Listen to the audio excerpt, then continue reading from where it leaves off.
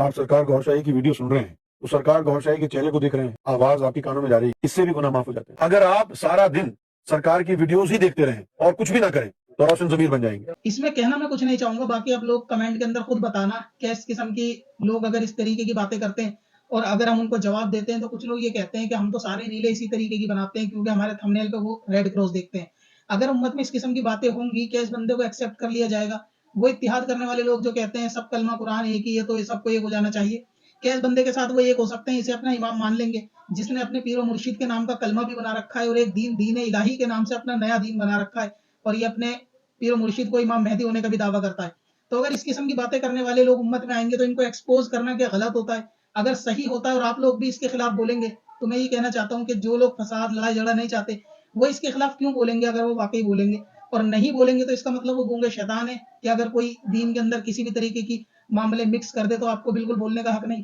اگر ایسا ہی دن چلتا رہتا تو آج تک دن نہیں آتا۔ لہٰذا آپ کو غور کرنا چاہیے کہ ہمارے پیج پہ کوئی ایسا پہل نہیں ہوتی، بلکہ اگر کوئی غلط مسئلہ یا غلط دین کی تشریحات ہوتی ہے تو ہم صحیح کر کے لوگوں تک پہنچاتے ہیں، کیونکہ آج کل سوشل میڈیا کے دور میں لوگوں نے اتنی خرافاتیں کر رکھی ہیں کہ عوام ان کے صحیح غلط کی پہچان نہیں کر پاتی، ہم ان کی پہچان میں مدد کرتے ہیں۔ اس بندے کا باطل نظریہ اور عقیدہ اگر پورا دیکھنا ہے تو ہمارے چینل مسائل شریعت پر جائیں اور وہاں پہ گوہر شاہی ایکسپوز نام کی پوری پلے لسٹ ہے، آپ اس کو دیکھیں، آپ کو پتہ چلے گا کہ دین میں کس طرح سے لوگوں نے فتنے پیدا کر رکھے ہیں۔